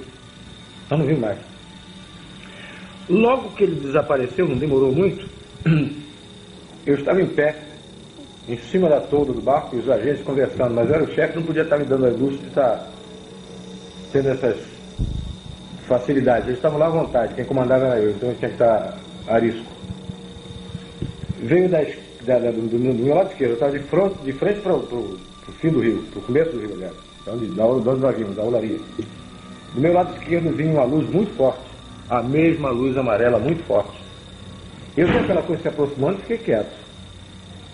Depois que eu vi que era muito forte e que estava continuando vindo na direção, eu chamei a atenção dos agentes. Olha lá, aqui é direito. Os caras olharam, prepararam máquina fotográfica, filmadora, tudo. A coisa veio, mas estava baixo. Estava uns 200, 250 metros. Não estava muito alto, não. Passou em cima da gente. E quando chegou perto, na margem do rio, apagou aquela luz amarela, aquela luz forte, amarela, aquele sol amarelo, que a gente não via forma, só via luz. Apagou, de repente. Aí nós vimos uma forma estranha. Uma forma de uma bola de futebol americana, aquela bola de ponta. tá? Para bola de futebol americano, muito grande. E como se fosse esse abajur, translúcida. Tá? Só que tinha janelinhas no meio. Toda a extensão dela tinha uma janelinha. Eu não vi ninguém atrás daquela janela. Mas que tinha janela, tinha. Tá? E era uma coisa muito grande. Mais ou menos uns 100 metros. Bem grande. Uma bola de futebol americana grande passando em cima da gente. A baixa altura. E fazia um ruído estranho. Fazia um ruído de esse ar-condicionado. Quando ele passando devagar em cima da gente, de propósito, devagar, bem devagar. A máquina filmadora estava acionada. E o mecanismo dela faz um ruído.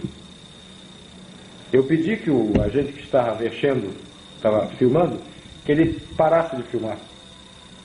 Porque eu queria tirar dúvidas. Eu não queria confusão desse ruído da máquina com o ruído que eu estava ouvindo. Aí ele bati no japonês. Eu falei que o cara era japonês. Bati no japonês e ele parou. Um é Flávio, o outro é japonês. É. Ele parou de... Você está ouvindo? Ele estou. Era esse barulho da catraca. Aquele... Tinha um barulhozinho desse esquisito lá no meio. Tá? No meio desse barulho, esse oscilante. Tá? Aí ele continuou filmando, fotografando e tudo. Essa coisa passou, foi embora. Entrou no rumo do continente, do lado de Belém, foi embora. Não desapareceu, foi embora. Tá? Aí, bom, agora piorou, agora mesmo só sai daqui quando eu vi mais coisas, porque agora está pintando que pode acontecer mais alguma coisa na frente. Era mais ou menos, isso foi 11 horas, 11h30 por aí. Tá? No relatório está a hora certa, eu já faz tantos anos, mas era em torno de entre 11 horas e meia-noite. Tá? Nós começamos a conversar, a comentar, pô, mas que troço esquisito, você viu janelinha? Aí veio a história de detalhamento, pô, mas que tal, parece uma bola de futebol americano, parece, pô, não sei o que, tudo bom. 1h da manhã, entre 1h30, no relatório está preciso isso, ela veio acompanhando a mesma luz, só que não era mais âmbar, né? Era uma luz azul, muito forte. Ela veio acompanhando a lateral, a margem do rio oposta onde nós estávamos. Ela veio acompanhando e a gente vendo, olha ali. Olha lá, e veio, quando chegou na direção da ilha, ela entrou na direção de Belém. Mas estava muito baixo, na altura das árvores, passando a copa das árvores. Mas uma luz muito grande, um troço enorme. Essa foi a situação mais complicada, o caso mais extraordinário que o senhor viu dentro do projeto da Operação Prato? Foi. Ela aproximou, ela entrou para o Belém, depois ela voltou na nossa direção. A gente estava vendo que tinha uma luz lá embaixo, através das árvores, a gente via que aquela luz tinha penetrado pela mata dentro. Mas ela voltava na nossa direção. Ela veio e ficou postada na nossa frente, na outra margem do rio. Sabendo que vocês queriam. Parou na nossa frente, e depois eu fui, por curiosidade, depois aí por questão de exatidão do relatório, eu fui medir essa distância. 60 metros. Tá? Ele parou e ficou parado na nossa frente. Aquele monstro, um sol azul. Era um brilho muito forte, mas que você podia encarar, você podia ficar fitando. Ela não te machucava a vista. Janelas? Não via nada, só via aquela luz muito forte. Tá? Muito forte, um azul estranho, mas muito alto, muito grande, um sol enorme na nossa frente. Imenso, um troço inacreditável, incrível. Nós ficamos parados olhando, e agora? Aí eu fiquei com medo. Pô, agora está muito perto. Estava do outro lado do rio. É menos do que a distância de gol a gol no campo de futebol. É imenso. Tá? Parado aquela coisa na nossa frente. Nós ficamos olhando, ele demorou assim uns 3 minutos, talvez, com essa luz azul, e a gente olhando. E ninguém falava, e filmando, fotografando e tal. E a gente olhava e disse, porra, agora? De repente essa luz azul apagou. Pum! Rápido. e apareceu o que estava atrás dessa luz, o que estava emitindo essa luz. O objeto Era essa bola de futebol americana que estava em pé na nossa frente. Uma bola de futebol de 100 metros de altura. Tá parada na nossa frente. Não vi janela nenhuma. era um objeto diferente, então. Devia ser o mesmo, mas devia estar com o interior apagado, alguma, sei lá, alguma coisa assim. Não dá para, eu não te digo que vi janela, tá? Vi aquela bola de futebol, aquela coisa na nossa frente. Ficou mais algum tempo e de repente ela ficou com medo. E agora? Todo mundo ficou com medo. E agora? Se esse cara vem e carrega a gente, como é que fica? Ninguém sabia o que ia daí para frente, o que ia acontecer. Coronel, o senhor está a falar que esse tipo de ocorrência que o senhor está me descrevendo, que acontece na Amazônia, não é uma coisa comum em muitos lugares do mundo. Não. Não é. Isso é uma coisa extraordinária. Dentro da ufologia, são depoimentos, primeiro, absolutamente qualificados, que foram feitos por várias testemunhas, o objeto é visto por várias testemunhas, todas elas qualificadas, e dentro de uma função militar que é justamente ligada a isso. Agora, o que na sua opinião é o objetivo dessas naves? Na sua opinião, essas naves insistiam tanto em aparecer no Nordeste, na Amazônia?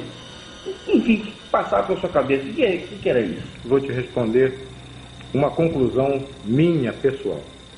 Essa conclusão eu expus a alguns amigos sérios, porque ufologia eu trato com muita seriedade. Passei a me interessar muito mais depois que a aeronáutica parou, eu continuei interessado no assunto.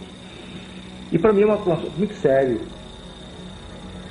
Eu descarto muita coisa de avistamento que eu não vi, não tenho certeza. Então passei a estudar com muito mais seriedade isso. E fui procurar entender, eu já tinha visto. Agora eu queria entender. Eu queria tirar conclusões daquilo. Tá? Conclusões que eu não podia colocar no relatório. Porque eram conclusões minhas de estudar, de procurar entender, que não cabia no relatório. Tá? Eu fui oficial, como eu te disse, eu fui oficial de operações de selva. Tá? Por isso que vem a minha conclusão. Eu fui oficial de operações de selva. E tive muito contato com tribos de índios. E a gente tinha muito cuidado, tinha muita preocupação de não transmitir para os índios alguma doença que tivesse contida em nós, controlada por anticorpos nossos, que eles não tinham, e você pudesse passar para ele uma gripe, um sarampo, uma difteria, alguma coisa dessa natureza, uma tuberculose, porque nós temos esse... É uma tragédia isso. Nós temos isso dentro do nosso corpo, mas controlado. Nós temos... essas coisas existem no nosso organismo, mas o nosso organismo tem defesa, e eles não tinham. E eu tinha muita preocupação de que, involuntariamente, mas mesmo cumprindo a missão, eu tivesse transmitido isso para os índios. Felizmente nunca houve um caso desse, eu não me lembro de ter involuntariamente danificado algum índio dessa forma. Essa era uma preocupação minha, E eu fui concluir uma outra coisa com respeito a o porquê que eles estão fazendo isso. Se eu fosse eles, eu me coloquei no lugar deles. E eu precisasse de um aparecimento aberto, franco, direto. O que eu teria que fazer? Eu teria que me proteger. Eu como eles, teria que me proteger. Me proteger como? Sabendo o que você, Jevaé, você, Petit, você porta dentro do seu organismo que possam danificar o meu. Entende? Eu só podia fazer essa defesa minha se eu tivesse uma amostra do seu sangue, uma amostra do seu tecido. E não foi difícil eu imaginar que eles estivessem fazendo nessas coisas que viraram até como chacota, viraram chupa-chupa, que eles estivessem fazendo coleta de material. Que eles estivessem coletando sangue para ver o que estava contido naquele sangue que pudesse danificá-los num contato necessário futuro. Certo? Então, e não só o sangue, como também material, células. Eu não sei o que essa luz com alta energia, o que ela podia fazer, se ela podia transportar esse material também, partículas do corpo, pedaços do corpo, tá? Que pudesse ser mais tarde analisado por eles. Ou talvez até hoje está em moda esse negócio de clonagem. Uma partícula que tivesse DNA que ele pudesse fazer uma repetição. Isso já é recente. Na época eu não pensei nada disso, tá? Mas pensei que ele estivesse coletando material para se defender, num contato que tivesse necessidade de fazer um contato próximo e que pudesse ser danificado por alguma doença. A população da região ribeirinha, toda aquilo, imaginava como uma agressão a intervenção deles, né? Claro, eles se imaginavam como se você estivesse sendo atacado por algum ser maldoso, assim, tipo um vampiro, um morcego, uma coisa dessa, Eles que tivesse pensavam em para coisas danificar. Não, pensavam que eram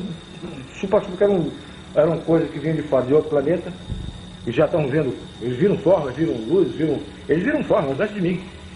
Eles viram as naves antes de mim, eu passei muito tempo para ver. A população ribeirinha dessas regiões chegou a se armar para se defender desse tipo de fenômeno? Eles usavam foguete, andavam armados, eles andavam com arma, essas espingardas de cartucho, espingarda de caça, eles usavam sim, atiravam até. Vocês documentaram isso através da Operação Prato?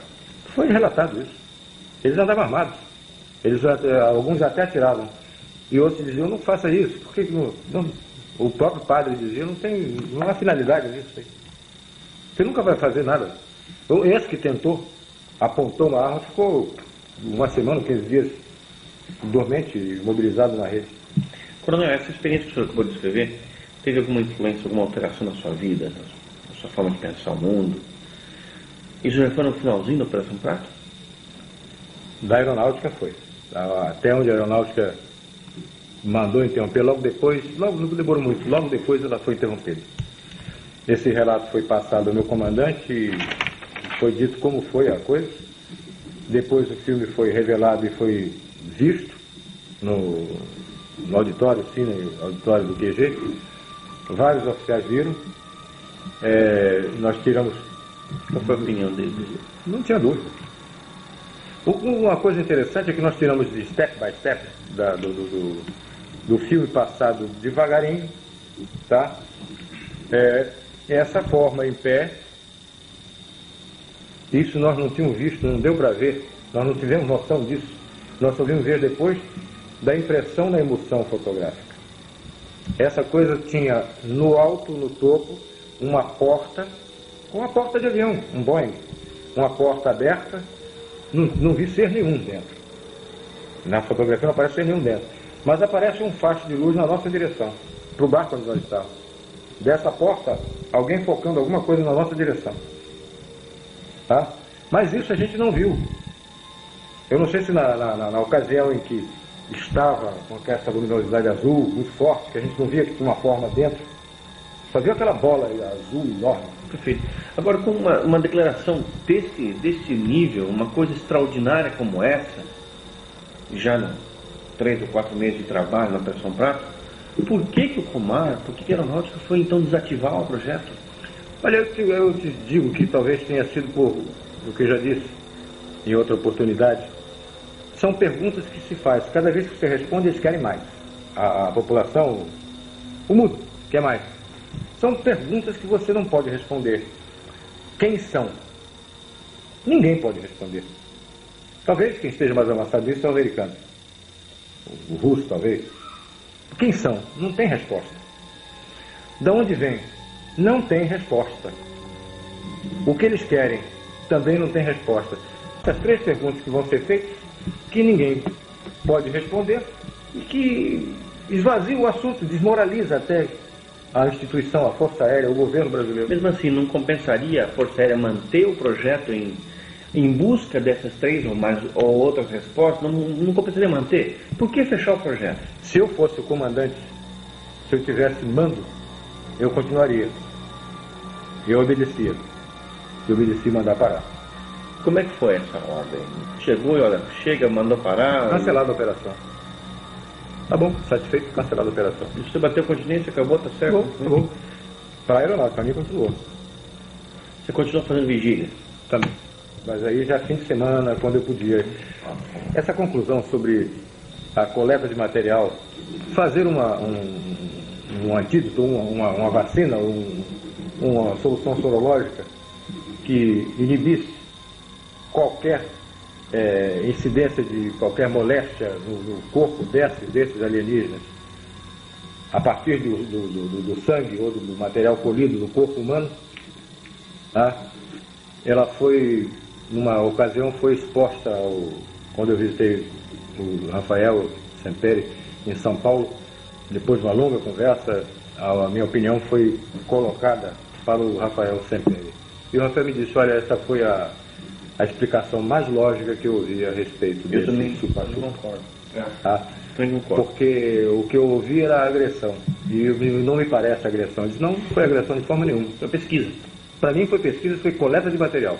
Agora, coronel, o senhor... Foi a mesma posição que foi colocada para o Jacques Vallée, e ele agradeceu e disse: olha, foi a explicação mais lógica que eu entendi, do que eu ouvi até agora.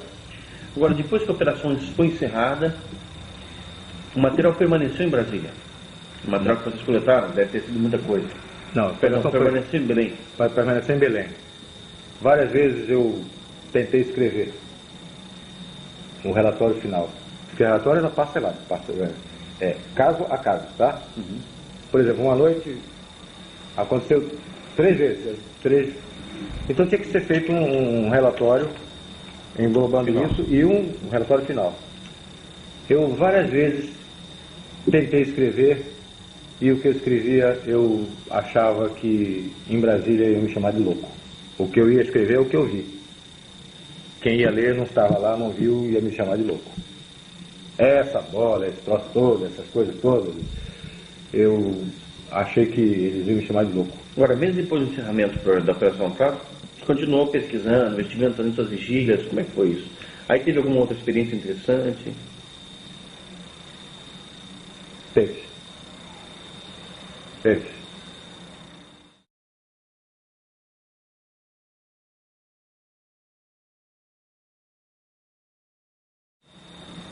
Eu uma vez estava em casa, eu nunca relatei isso não, estou abrindo para você em altíssima confiança pela tua seriedade. Podemos publicar? Pode. Vou repetir, nunca falei isso para ninguém que autorizasse publicar, tá? Estou te falando agora, já estou com 60, daqui a pouco estou com 70, se chegar lá, se não desaparecer antes, tá? Eu estava em casa, tinha recebido uns livros do Bob Pratt, que eu pedi ao Bob Pratt, que eu estava querendo estudar mais disso, queria entender mais. Vamos fazer um parênteses. O Bob Pratt o visitou durante a Operação Prato? Logo no início. Da Operação Prato? Logo no início da Operação Prato. Querendo informações? Queria conversar comigo. O que ele perguntava? Qual era o interesse dele? Ele queria saber sobre o que tinha ocorrido, porque ele tinha estado na Ilha dos Caranguejos. E eu nem sabia da existência da Ilha dos Caranguejos, do que tinha ocorrido lá. Depois eu mandei verificar o que foi. E que outros ufólogos procuraram para saber a respeito disso, nacionais e internacionais? Mark Berezovsky, General Shoa, vários. Eu me lembro bem de Mark Berezovsky, nem sei, nunca mais mantive contato com ele. Ele é colaborador da revista também. Ele escreveu, ele telefonou para mim, tá? Mas ele queria conversar e não tivemos oportunidade. Eu não consegui falar, não conheço o Berezovsky pessoalmente. Daniel Rebisso? Daniel Rebisso mais tarde, bem mais tarde. Reginaldo Ataíde? Reginaldo Ataíde esteve em Belém, conversou comigo. Tá? Vários ufólogos me procuraram e um deles, o Bob Pratt, me procurou. Teve um cara da Argentina que eu não sei o nome, tá? O Jacques Vallée depois, bem depois, o Jacques Vallée falou comigo anos depois, tá? Me deu até um livro presente. E o senhor tinha condição de falar alguma coisa, declarar alguma coisa a esses ufólogos nessa época? O senhor era autorizado? Eu conversava com eles sobre o assunto. Eles viram até algumas fotografias, tá? Conversamos com a palavra oficial da Força Aérea Brasileira, tá? E eu não estou autorizado por ninguém para estar dando opinião de coisa nenhuma. Eu não podia falar. E esses ufólogos mantiveram essas palavras? Mantiveram. E continuaram trocando correspondência? Continuavam trocando correspondência. Eu era frequentemente consultado, alguns casos. Logrônio, você sabe do caso de Logrônio? Não.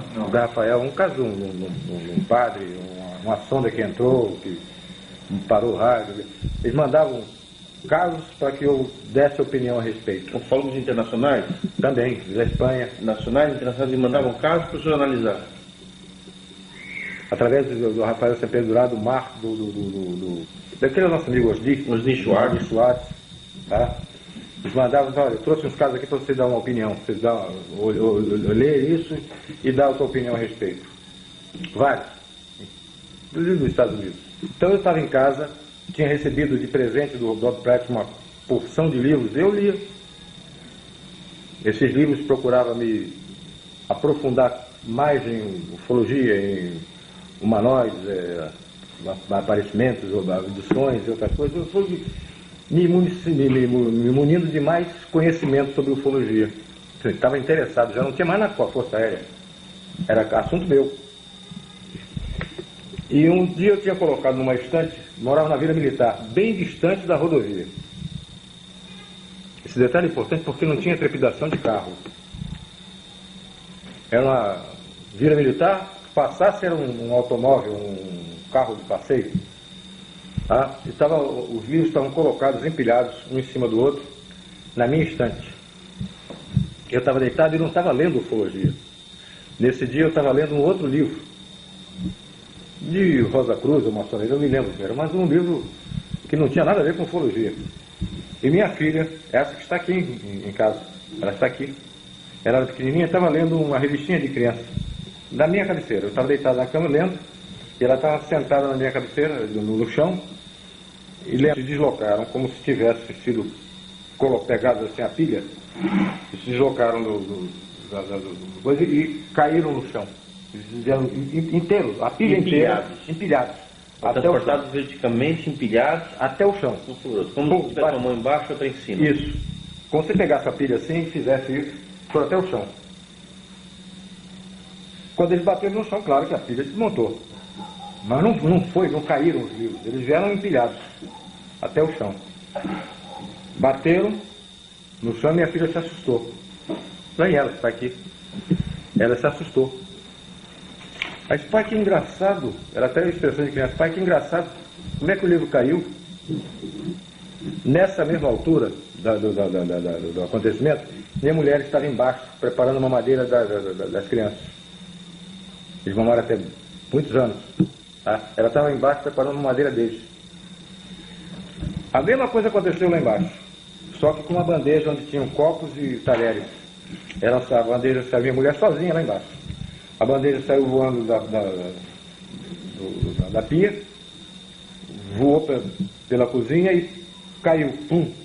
Não quebrou um copo, mas fez barulho. Eu ouvi aquele barulho de louça caindo e me levantei. Antes disso, eu tinha até brincado. Quando ocorreu, logo caiu essa pilha, foi logo depois que aconteceu esse troço lá embaixo. Até brinquei. Peguei os livros, botei no lugar. Peguei a pilha de livro, botei no lugar, para não assustar minha filha, até brinquei. Disse, vocês estão querendo que eu leia, eu vou pegar um livro aí e vou ler. Abri um livro com uma página qualquer e fui ler. Logo que eu estou abrindo o livro, aconteceu isso lá embaixo, na minha casa. A bandeja saiu voando e caiu. Pelo barulho eu pensei que tivesse machucado alguém, que a minha tivesse cortado, porque tinha barulho de louça batendo. Eu tinha uma escada, era no caso 2 andares, eu ia descendo quando ela vinha subindo com os olhos arregalados. Aí eu não fico mais lá embaixo, não. Eu disse, o que era? Não sei, saiu a bandeja voando e caiu. A bandeja não tinha por que sair da pia. Perfeito. É onde você coloca prato todo dia, em copos e não sei o que, toda hora. Ela saiu voando e foi parar no meio da pia, da cozinha. Eu disse, pô, não entendi. Juntei a bandeja e botei no lugar. Aí levei um copo d'água com a minha mulher e tal, tudo bem. Logo em seguida, uns 2 ou 3 dias depois, ela já estava dormindo, eu estava deitado. E estava fazendo uma espécie de desligamento. Fazendo uma mentalização. Pô, estava fora, estava bem desligadão. E era em torno de meia-noite, mais ou menos. Eu estava deitado, minha mulher do meu lado, na cama, e eu estava deitado de lado. Estava deitado assim de lado. De repente, no meu quarto, um clarão muito forte, e um estalido, como se você tivesse ocorrido alguma coisa assim naquela caixa que tem os disjuntores, tá? Como se tivesse tido algum problema ali, aquele estalido muito grande, muito forte. E ao mesmo momento em que iluminou o quarto todo. Eu me assustei, já vi o troço esquisito, e imediatamente após isso, tinha um ser atrás de mim, me abraçando, até numa situação meio esquisita, o cara me abraçando por trás, eu não gostei muito da história não. Tá? E tinha um outro na minha cabeceira. Tinha 1,5 metro mais ou menos, tipo, vestido com uma roupa parecida com essa roupa de astronauta, essa roupa de mergulho. Volante, neoprene. Então era meio fofo.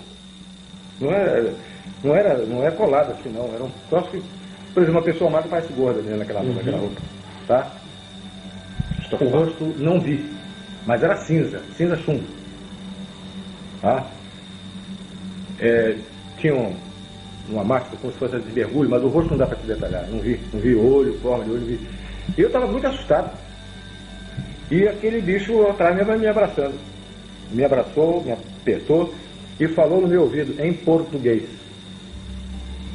com um som de... Hoje a gente ouve até nessas...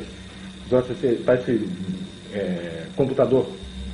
Voz de computador, aquela voz assim, ó. Metalizada. Metalizada, uma voz assim. Falando no meu ouvido, calma, não vamos te fazer nenhum mal. E sua mulher nessa história? Continuou dormindo, ela nem sabia de nada. Ele, calma, não vamos te fazer mal nenhum. O cara me abraçou, eu olhei que esse baixinho estava aqui na minha cabeceira. Eu estava ao contrário dela. Logo em seguida, o outro estalido e o clarão desapareceram. Eu fiquei muito assustado. Houve alguma situação de perda de tempo? Não me lembro. Não me lembro, porque eu fiquei depois raciocinando, pô, será que eu sonhei? Será que que foi um troço esquisito? Mas 2 vezes eu estava, quando ele, acordado do primeiro estalido, o segundo estalido, e essa troço todo, eu digo, porra, eu não entendi. Eu não me lembro se eu desci para beber água, eu acho que eu desci, fui beber água, um troço desse qualquer, foi tomar risco, sei lá que porra. Esse tipo de coisa incomodou nos dias seguintes? Não, no dia seguinte. Voltou a acontecer? No dia seguinte, eu fui pro quartel. Minha mulher sempre fechava o portão da casa, por causa dos cachorros e por causa das crianças. Eu saía com o carro de ré, quando eu saía, ela fechava o portão. Então ela me acompanhava até o carro, eu entrava no carro, me despedia dela, saía com o carro de ré, ela fechava o portão e eu ia embora pro quartel. Eu tinha, nessa época, tem um fato relativo a esse carro de novo, eu tinha um Alfa Romeo azul marinho. Eu fui meter a chave no carro, o carro estava na garagem, meti a chave no carro, na porta do motorista. Quando eu cheguei perto da porta, a porta do outro lado abriu. E minha mulher estava vendo, ela ficou assustada. A porta do outro lado abriu, sozinha. Eu não tinha tocado no carro. Eu estava com a chave, fui chegando perto. Quando eu fui para abrir o carro, a porta do outro lado abriu. Pá! Abriu. E minha mulher ficou olhando, já tinha acontecido esse negócio de noite. Do livro cair, da bandeja sair voando pela cozinha. De manhã a porta do carro abre sozinha. Aí ela ficou assustada. Eu até brinquei. Olhei, companheiro, você não vai andar muito não, a viagem é curta. Daqui pro Quejeiro, minha casa do Quejeiro é pertinho. Companheiro, a viagem é curta. Conversando com alguém imaginário. Aí sentei no carro. Aí estiquei a mão para fechar a porta. Quando eu estiquei, a porta fechou sozinha. A minha mulher ficou mais assustada ainda. Que coisa é essa? Pum, fechou. Eu saí, fui pro QG. Nós está hasteando a bandeira, estou batendo continência e o meu braço esquerdo coçava muito. Eu doido para parar a bandeira chegar lá no topo e parar o hino, para eu poder coçar meu braço. Eu não podia tirar a mão da bala. Daí o braço coçando, mas com a mão que eu... Quando parou, eu cocei, eu olhei que estava vermelho, esse lugar aqui. Eu te mostrei isso, não? Estava vermelho nesse lugar. olhei, pô, esquisito. Tinha um ponto vermelho e todo em torno assim, cor de rosa. E nesse ponto, esse ponto desde essa época direito, de 77 a 8 pontos no mesmo lugar. Tá? Aqui, ó. Aí, pô, passou, eu vivia com esse troço coçando. Eu estava trabalhando, estava fazendo minhas obrigações lá na minha mesa e tal, por isso que eu coçava esse troço. Aí um dia, por mera curiosidade, eu apertei nesse ponto. Aqui, presta atenção aqui. Quando eu apertei, aparece o troço aqui na frente, ó. Olha aqui, ó. Olha aqui, ó. E se eu apertar assim, você vai ver que ele aparece aqui no meio, ó. Passa a mão. Tá vendo? Como se tivesse uma coisinha de plástico, um pedacinho de plástico aqui, ó. Olha aqui, ó. O senhor já fez algum raio-x, algum tipo de... Já não sai nada. Olha aqui, ó. Olha o ponto aqui. Pega nesse ponto aqui. É. Aqui não, na ponta ali. É, eu tô sentindo uma coisa, parece uma agulha que ficou lá dentro. Uma demole, é um plástico. Um plástico. Uma agulha de plástico que entrou e ficou. É. E não parece ser veia. Não, não é. O senhor aparece a ponta ali, eu vou apertar uma vez aqui, se aparece isso. Muito estranho. Tá? Vamos fazer uma cirurgia para isso aí. Eu não. Já me aconselharam, não. Escuta só. Eu conversei depois com a equipe, ó, isso aqui. Os caras ficaram olhando. Aí o cara falou, eu tenho a mesma coisa na perna esquerda. Eu acho que era esquerda. Uma das coxas. Ele tinha isso numa coxa. O Flávio, esse súbito, morreu de derrame. Tá? Ele tinha uma coisa dessa na perna esquerda. Mesmo tipo de coisa? Mesma coisa. E os demais? Não, só nós dois. Só eu e ele. E ele já morreu, hein? Pois é. Mas ele morreu primeiro que eu, mas ele na frente. Depois eu conversei com um amigo meu, médico. Mostrei, ele disse, esquisito. Vamos ao hospital, vamos ver isso aí. Fizeram a regulagem do raio-x para pegar a pele e tal. Não sai nada. Uma vez que eu fui a São Paulo, conversei com o Rafael Semperi lá. O Rafael tinha metade do apartamento dele, é ufologia. Tinha arquivos, tinha máquina. Hoje está pior, eu imagino. É, tá, deve imaginar. Ele chegou e então pegou uma bússolazinha, pequenininha que ele tinha. Ele chegou, vou dar uma olhada aqui. Quando ele colocou a bússola em cima, ela vacilou. Por isso que eu sugiro, pode ser uma evidência física sem precedência na coisa. Tá? Ele chegou, colocou, ele fuma cachimbo, né? E ouve muito mal, ele ficou assim, então ele... Deixa eu ver isso aí. Eu quando mostrei, olha aqui, ó, aparecendo. Aí ele chegou, pegou uma bússolazinha pequenininha, parecia uma latinha de pomada. Ele botou aqui em cima, a bicha tum, variou. Ele disse, Holanda, isso aí é um troço que eu nunca tinha visto. Conversei com o médico, mandou eu fazer a pesquisa radiológica, isso aí não aparece nada. Aí eu conversei, falei até com o Rafael, eu vou mandar abrir a pele aqui e ver o que é. Rafael, se eu fosse você, não faria não. Deixa como está. Está te prejudicando? Não. Te incomoda? Não. Hoje não incomoda mais. Eu já sugeri diferente, tirar isso aí. Eu não, deixa como está. O senhor entende que o governo brasileiro continua fazendo pesquisas ufológicas, seja na Amazônia, seja em algum outro lugar, a respeito desse fenômeno? Pesquisa como determinação, como programa, não. Não acredito. Não tenho nenhuma informação a respeito. Primeiro porque eu estou fora. Estou na reserva. Tenho muito pouco contato, a não ser financeiro, com o Ministério da Aeronáutica. Tá? Tenho amigos lá, mas eu nunca ouvi falar disso. Que tivesse um programa, numa eventualidade, ocorrer um fato, o Ministério vai investigar. Como investigou o caso dos F-5, aqueles que saíram atrás. Tá? Mas como programa, eu não acredito. Não tenho conhecimento. Mas o senhor acha que deveria, então, haver um programa desse tipo mantido pelo governo brasileiro de pesquisa? A minha opinião pessoal, eu acho que sim. Se eu fosse comandante, se eu fosse mando na Força Aérea Brasileira, eu faria sim. Eu já tenho minhas razões pessoais. Mas mesmo que eu não as tivesse, se eu fosse comandante, eu mandaria sim. O que o senhor imagina que foi feito da Operação Prato, dos documentos? Acho que estão arquivados, sem dar muito valor a isso. Não tive conhecimento de nenhuma repercussão disso no Ministério da 500 fotografias, dezenas de filmes. Não foram 500 fotografias para eles. Foram as fotografias contidas no relatório. Alguns negativos. A maioria ficou no comando. Em Belém. Existe alguém lá, que o senhor sabe, que esteja tomando conta desse material?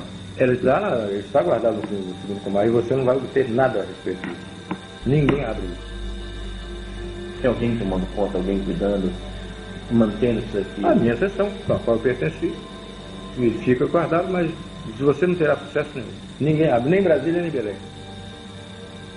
Os meus filmes, os 4 filmes que foram feitos, filmes de filmadora, te falei que foram mais de 500 fotografias. Mas os filmes foram feitos 4. Um era do Ministério Aeronáutico. 3 eram meus. Os 4 foram do Ministério Aeronáutico, eu nunca tive meu de volta. Os outros foram comprados com meu dinheiro, foram feitos por mim e a aeronáutica nunca me devolveu. O senhor nunca pensou em guardar um souvenir desse material? Não, veja bem, eu lhe falei,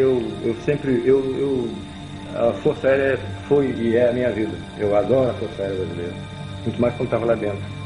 Tá? Hoje eu fico de fora, vendo como é que meus companheiros, os que me sucederam, como é que estão fazendo com ela, para que ela prospere, para que ela progrida, para que ela se engrandeça. Eu sempre tive um respeito muito grande pela Força Aérea e pelo meu serviço. E eu nunca faria isso com a Força Aérea. Fiquei calado 20 anos. Fui consultado, fui procurado várias vezes. Me pediram que eu escrevesse, que fizesse declaração. Você me pediu, eu disse, não posso falar. Hoje não, hoje estou na reserva. E para os militares que permanecem na aeronáutica, que sabem que existem esses documentos e que a população tem o direito de conhecê-los, você não acha que vai ter um certo embaraço? Você não acha que esses documentos deveriam ser liberados para o público? Aí já é decisão de comando. Eu acho que, a minha opinião, é aquela que te disse. Se abrir, se disser, logo em seguida vem outras perguntas que o Ministério da Aeronáutica, o governo brasileiro não tem resposta. Para evitar esse constrangimento, não se fala nada. Uma vez eu estava assistindo o Flávio Cavalcante, um interrogatório sobre isso, um cara perguntou, já que essa coisa, por que eles não pousam no Maracanã, para todo mundo ver? Se acontecer um caso desse, um pouso na esplanada do Planalto, aí não tem jeito. Não é? O que eu acredito é que em futuro próximo, bem próximo, e posso ser até um pouco mais abusado do que eu estou te dizendo, não chega a 2 anos, esse evento vai acontecer. Dentro de 1 ano e meio a 2 anos, esse evento vai acontecer. Contato claro, aberto, todas as televisões do mundo, CNN, Globo, todo mundo vendo. Isso deve acontecer dentro de um futuro bem próximo. Vocês entendem a minha posição? Antigamente não dava, eu ficava... Perfeitamente. Falasse qualquer coisa, isso... A primeira coisa que chegava o ministro, se chegasse a público, na televisão, se eu tivesse o desplante chegar na televisão, eu vi, porque não sei o que, alguma coisa assim. O ministro chegava na televisão e disse, o coronel não está, o capitão não está autorizado a falar, não há nenhum crédito da Força Aérea a esse assunto, e eu ficava numa situação muito de babaca nessa história toda. Bom, o capitão não está autorizado, não tem nenhum valor a declaração dele. Hoje eu sou da reserva, vou falar o que quiser. Pode me prender que eu estou morrendo de rir.